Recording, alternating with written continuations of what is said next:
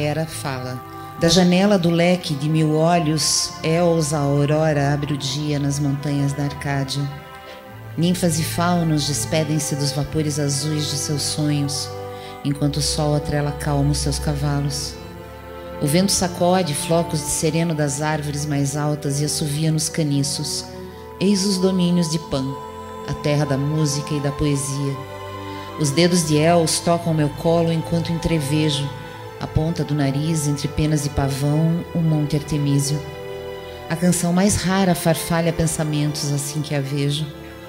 Como seria a luta contra a delicadeza, crueza versus leveza? No alto do que é ainda mais alto, sobre a grande pedra o perfil se desenha. De um lado, a grande lua das caçadas deitando-se com o céu. Do outro, a galhada de ouro que cintila ao sol. Deito leques sobre 1000 órbitas celestes e o observo por entre vales, penhascos, desfiladeiros misteriosos, indo até onde nunca nenhum caçador esteve, de países de onde nunca ninguém regressou. A culpa irá persegui-lo durante toda a jornada, em busca do que é mais simples, leve e singelo, nas terras da antiga Grécia, a corça dos cascos de bronze. Vá, Heracles, corra em honra de Hera.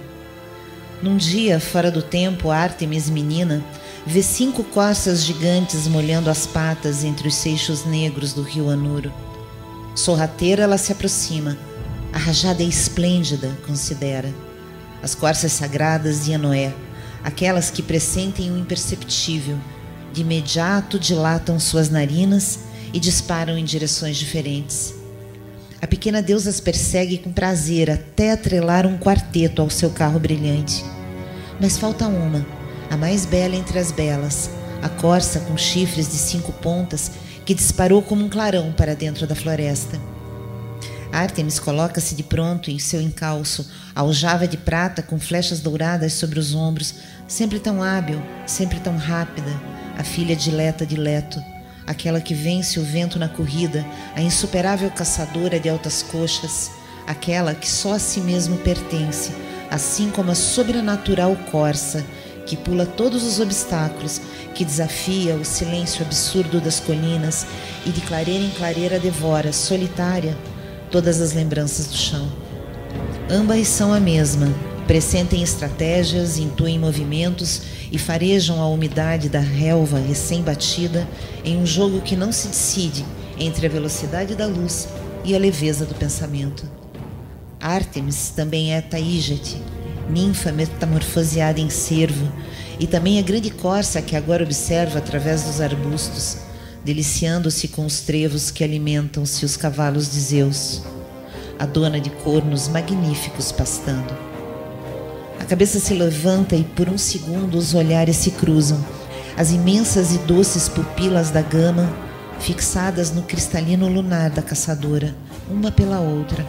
Daquele momento em diante será impresso nas retinas de todos os cervos suavidade e pureza no olhar. E a deusa menina, excitada pela difícil conquista, se coloca a correr até a colina de Cirineia, em uma infinita brincadeira de eternos retornos, tal qual arquitetei. Heracles terá que buscá-la alucinado, de Enoé ao monte Artemísio, e por toda a Arcádia, subindo o rio que leva ao outro mundo. 1 ano durará sua desdita. Para Ártemis, o tempo de um dia, e para mim, deusa de grandes olhos, apenas 1 segundo. Ártemis fala. Heracles, desolado, deixa o palácio. Sua força desta feita de nada adiantaria, pernas toscas como toras, de toras também era esculpida, sua clava destruidora de monstros pesada como os sapatos da terra. O grande arqueiro não poderia acertá-la sem despertar a minha fúria, deusa que tudo despedaça, Ártemis de garras de ursa. Como alcançar a mais rápida e intrépida corça do mundo? Como se sairia com meu animal fantástico? Como escaparia dos sutis enredos de Hera? O sol do meio-dia incide sobre os ombros do herói. O caminho que leva de Micenas a Arcádia, um cenário atlético. Heracles treina a corrida, a desenvoltura, e pela primeira vez atenta aos ditames de Hermes, deus da oscilação e da mudança. Aos poucos, o corpo do semideus se acostuma às investidas, parece estirar-se um pouco e ganhar em altura. Sobe infatigável as montanhas e depois de noites e dias de prática de atenção concentrada, em uma rara pausa é dada a partida. Avista a corça num descampado. Caça e caçador disparam por campinas lisas e vales profundos e no final da tarde adentram a mata, exibindo grandes habilidades na arte do desvio. Algumas vezes o herói a vê riscando o ar em curva, noutras pega no pulo com a barriga em meia-lua, as patas quase em prece. Noutras ela desaparece por dias e dias. Segue impassível suas pistas e quando pensa dar por certo seu destino, da direção contrária escuta o eco de um sino, ela e os cascos que jamais se gastarão, ricocheteando na pedra e sumindo na linha do horizonte. Mas ele está motivado e acelera. A euforia faz com que vença as sebes e grandes moitas quase sem esforço. A temperatura e o terreno, depois de tanto tempo, parecem não fazer mais diferença. Héracles dentro de um túnel de vento e fora do corpo. Héracles, o invencível, projetando-se nos céus. Assim ele avança por milhas e milhas, salta desfiladeiros, contorna grutas, toma planícies e investe em direção ao ocidente remoto. Ao fim da estação, quando Eos, a de rosados dedinhos, recolhe os despojos de seus amantes pela rota do âmbar, vencidas as terras de Trácia e Ístria, o herói encontra as encostas de Atlas. Se alimenta de raízes, purifica-se nas nascentes. A explosão de energia havia passado, e como sempre em sua face humana, a sombra dos desatinos o alcançava, fosse onde fosse. A mente começa a turvar e ele se vê em desabalada carreira, desabando nas trevas de Tebas, o desatino que o levou ao abismo, a ira de Hera, o remorso roendo a alma. Queria voltar a correr para aplacar as lembranças quando vê uma pedra que poderia lhe servir de cama e um toco de travesseiro.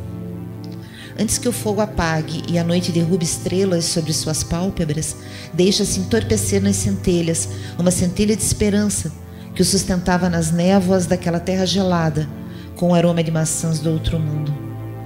O perfume estica-se num rastro de fumaça que desenha uma árvore de galhos fantasmas ao longe, e frutas brilham no orvalho invisível. Duas ninfas do poente guardam o portal, e entre elas a corça, de bronzeadas patas, senta-se finalmente tomando seu trono.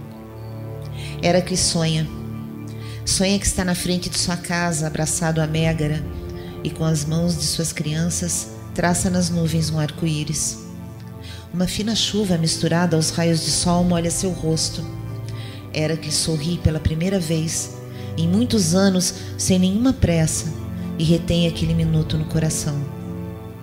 Uma piscada e a corça está à sua frente, as pupilas de lua negra mergulhadas no mar noturno das memórias e o brilho da inocência trazendo chances de redenção.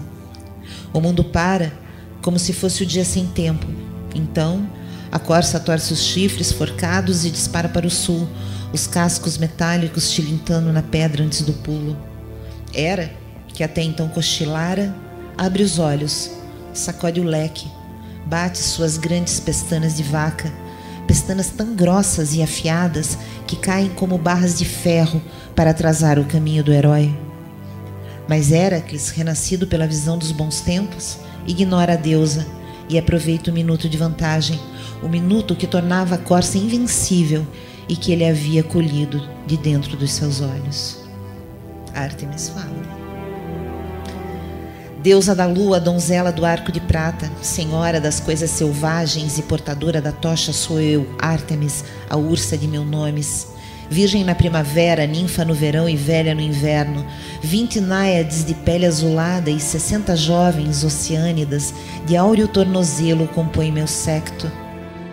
Galgos de Esparta e sabujos de orelhas caídas me seguem por onde quer que eu vá. Guardiã de estradas e portos e honrada em 30 cidades que não me interessam, minha lei é a lei das montanhas e das florestas. Desmembro quem me incomoda, sou aquela de quem ninguém se aproxima. Quando a lua brilha, animais e plantas dançam nos meus festivais e é o quanto me basta. Não importo com Hera e suas tramas, seus ciúmes, sua dependência de homens. Talvez ela me inveje, eu e minha liberdade, meu poder de escolha, minha virtude. Não sei, também não quero saber, o assunto me entedia. O que me diz respeito é a fadiga da minha corça preferida, que depois de correr por toda a Grécia e até para um mundo fora do mundo, chega enfim ao Monte Artemísio para recuperar suas forças. Já vai longe o tempo que brincávamos de correr de Noé para o Cirineu e vice-versa, embora os pastores digam que ainda fazemos o caminho todos os dias. Hoje ela deixa que eu cinja sua cabeça e acaricie seu lombo, até dormir no meu colo. Quando o dia acordou, ela desceu para aliviar a sede nos desvios do Ladão, flume de águas que apagam mágoas. O rio estava agitado, mas assim mesmo ela mergulha, quer seguir sem deixar pistas na rota até em casa. Sente alguma dificuldade para sair das águas revoltas e, quando está quase chegando na margem, uma forte pressão nas patas traseiras a desperta. Tenta um coice, uma reviravolta, outra pirueta, mas não consegue. Se debate sem parar, o coração saindo pela boca, os cornos ainda mais dourados, congestionados de sangue real. Héracles, que acabara de tomá-la pelas pernas, arrasta até o próximo lugar seco. Amarra com cuidado sua presa, ela havia sido vencida. Um grande alívio perpassa seu espírito, coloca a corça imediatamente sobre os ombros e começa a caminhar em direção ao palácio de Euristeu. Algo acontecera com Héracles naquele périplo infinito. Enfim, a alma leve, depois de inúmeros desvarios. As correrias haviam liberado seu corpo, o olhar da inocência no pomar sagrado, um unguento sobre o coração. As águas do rio dissolveram impiedades do seu espírito. O cervo de grandes proporções sobre as espáduas lhe era até confortável. E assim caminhava, incrivelmente feliz, imaginando jogos e corridas que de 4 em 4 anos alegrariam todo o Olimpo. Hera fala. Parece que Ártemis, a bastarda selvagem de Zeus, não se deu conta que seu bichinho de estimação foi raptado. Por sua vez, Héracles, um palerma carregando a corça com um sorriso abestalhado. Pelo jeito, não correu o suficiente. Já que Apolo detesta, visto que o Brutamontes furtará a trípode do oráculo de Delfos, é bom que saiba que o maior ladrão da Grécia está em ação. A alegria irá terminar assim que o Maciste cruze o coração do Peloponeso. Vá, Íris, minha fiel mensageira, e avise os deuses gêmeos, Sol e Lua, que Héracles traz sobre os ombros a corça sagrada e que irá matá-la assim que chegar em Micenas. Ártemis fala. Tento explicar para Apolo que Héracles não é tão péssimo assim, mas ele está reticente. Sabe o que ocorrerá no futuro e conhece bem o passado. Visto que não o convencerei de nada, relembro que a última palavra é de sua irmã mais velha. Cruzamos os bosques de Pan e, quando o raptor enfim coloca a corça no chão, surgimos na sua frente. Apolo, irado, avança. Seguro seu braço e, antes que se engalfinhem, peço a Héracles que se explique. O herói humildemente desenha suas desditas. Diz que espia seu crime terrível, a loucura imposta por Hera e o que fez em delírio matar a esposa e filhos. Agora atende a todos os caprichos de Euristeu. Sei que perseguir a corça deve ter acordado seus terrores mais profundos e que Hera quer aterrá-lo com a vergonha e a culpa de matar um animal tão puro, tão inocente quanto seus pequenos filhos. Acalmo mais uma vez meu irmão e Héracles nos garante que a corça correrá ilesa para o Cirineu assim que chegue em Micenas. Héracles cruza o imponente portal dos lobos e entra no palácio. Euristeu está ansioso, depois de passado um ano. O herói coloca a corça de chifres de ouro e cascos de bronze amarrada frente ao trono. O rei se maravilha com a beleza do animal fantástico. Diz que agora a bela corça será sua e pede que o caçador a solte. Héracles sorri, pois sabe que Euristeu é lerdo. Enquanto desamarra a corça, desafia o rei. Afinal, todas as portas estão fechadas. Pegue a Euristeu, já que é sua. Mas assim que as patas estão livres, antes que Euristeu mova uma palha, a corça dá um salto e escapa pela mais alta janela. No alto do que ainda mais alto, sobre a grande pedra, a silhueta novamente se desenha. De um lado, a grande lua deitando-se com o céu. Do outro, a galhada de ouro cintilando ao sol. a corça sirenita.